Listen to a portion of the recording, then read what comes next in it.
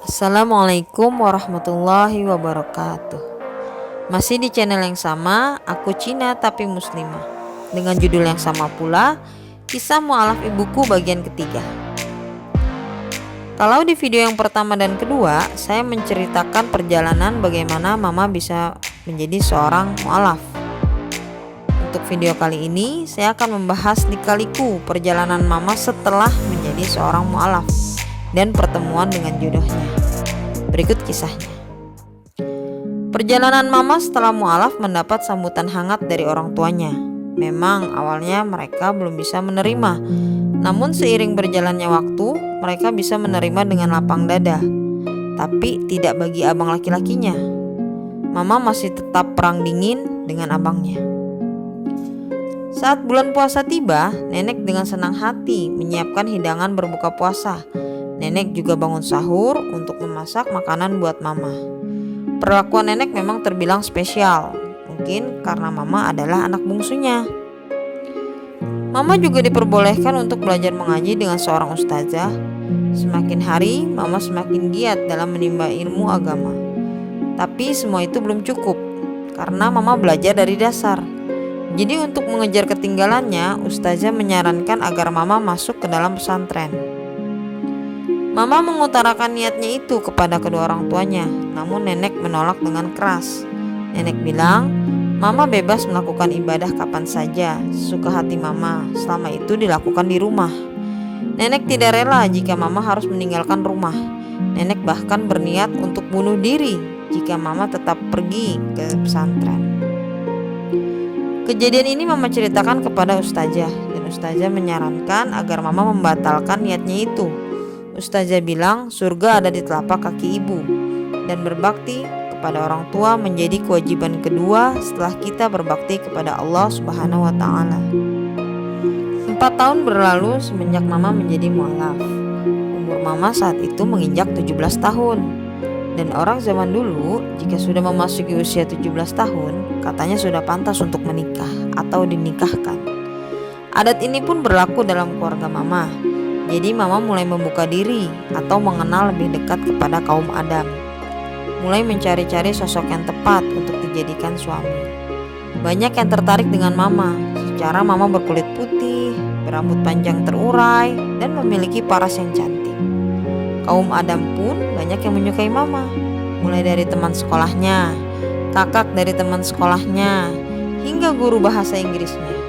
Waktu itu pak gurunya masih bujang ya. Dari beberapa pria yang dikenalnya, ada yang ingin melamar mama, namun nenek menolaknya. Nenek bilang, kalau bisa kamu dapat orang Cina yang masuk Islam juga, jadi sama-sama mu'alaf gitu. Cuma di mana nyarinya ya? Kalau zaman sekarang sih medsos udah banyak, udah di mana-mana. Banyak juga perkumpulan atau komunitas buat anak muda. Kalau zaman dulu kehitung cuma segelintir orang saja yang punya HP. Jadi mau gak mau mama berusaha mencari pria yang keturunan Tionghoa juga. Cuma kebanyakan dari mereka bukan beragama Islam. Ada pula yang menyatakan serius dengan cintanya dan rela untuk pindah agama, mengikuti agama yang dianut oleh mama.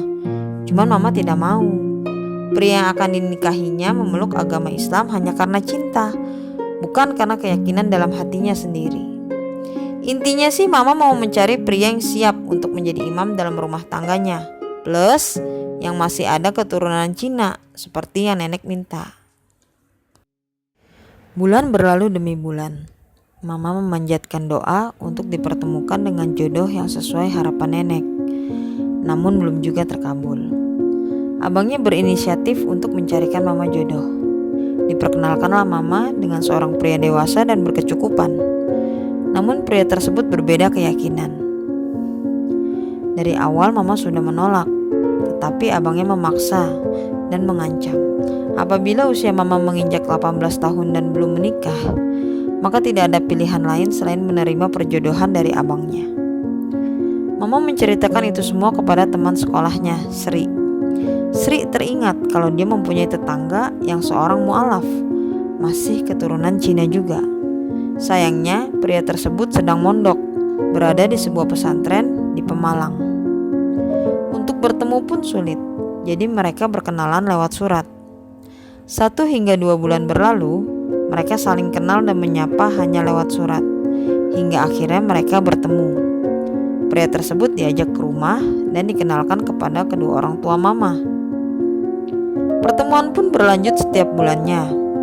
Pria tersebut datang hanya bermodal buku dan kitab-kitab saja yang dibawanya setiap datang ke rumah. Maklum saja, pria tersebut belum mempunyai pekerjaan karena masih seorang santri saat itu. Itulah papa saya. Kilas balik sedikit ya, awal papa jadi mu'alaf.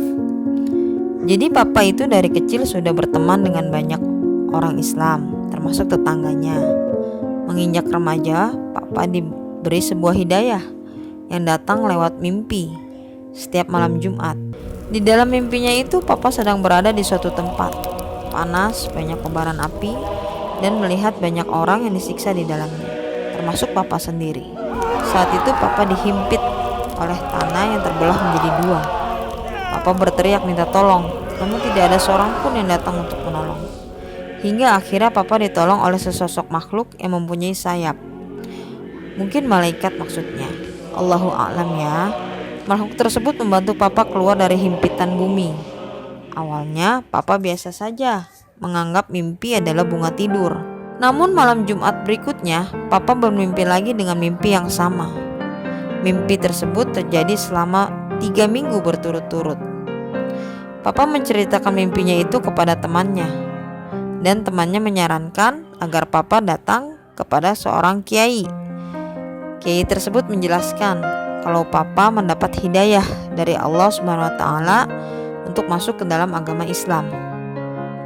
Nah, semenjak saat itu, papa memutuskan untuk menjadi seorang mu'alaf dan menjadi santri di pesantren Salafiyah Pemalang. 7 bulan berlalu semenjak papa dan mama saling mengenal. Mama menceritakan kalau abangnya akan menikahkan mama dengan pria pilihannya yang beragama di luar Islam. Papa awalnya masih mau berteman saja dengan mama untuk beberapa tahun ke depan, hingga akhirnya lulus pendidikannya di pesantren sebagai seorang dai. Namun mendengar hal tersebut, papa menjadi ragu. Papa bingung dengan pilihannya. Di satu sisi, jika papa tidak melamar mama, maka mama dengan terpaksa akan menikah dengan seorang pria di luar Islam. Namun di sisi lain, jika papa memilih untuk menikahi mama, maka niat papa menjadi seorang dai kandas di tengah jalan. Bimbang di antara 2 pilihan. Sholat tahajud dan istikharah pun dilakukan, namun masih menemukan jalan buntu. Hingga akhirnya papa meminta saran kepada gurunya di pesantren. Dan gurunya memberitahu papa untuk memilih menikahi gadis tersebut. Ini dikarenakan jika gadis tersebut dibiarkan menikah dengan pria di luar agama Islam, ditakutkan keyakinannya akan berubah kembali ke semula. Dan saat itu usia papa sudah cukup matang untuk menikah, 24 tahun. Papa menerima saran dari gurunya tersebut dan memilih untuk menolong mama dengan menikahinya. Dan tentu ada perasaan cinta di antara keduanya ya. Begitulah cerita perjalanan pertemuan antara papa dan mama yang sama-sama seorang mu'alaf. Cukup panjang ya ceritanya Sobat ACTM. Semoga kisah ini bisa kita ambil hikmahnya. Tak lupa admin ingin mengingatkan kembali kepada Sobat ACTM Setanah Air untuk berbagi kisah di sini dengan mengirimkan email ke actm.sharing@gmail.com.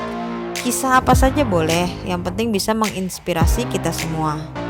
Sebelum video ditayangkan, nanti akan direview dulu ya oleh pemiliknya langsung. Setelah oke, baru akan kami upload. Terima kasih. Wassalamualaikum warahmatullahi wabarakatuh.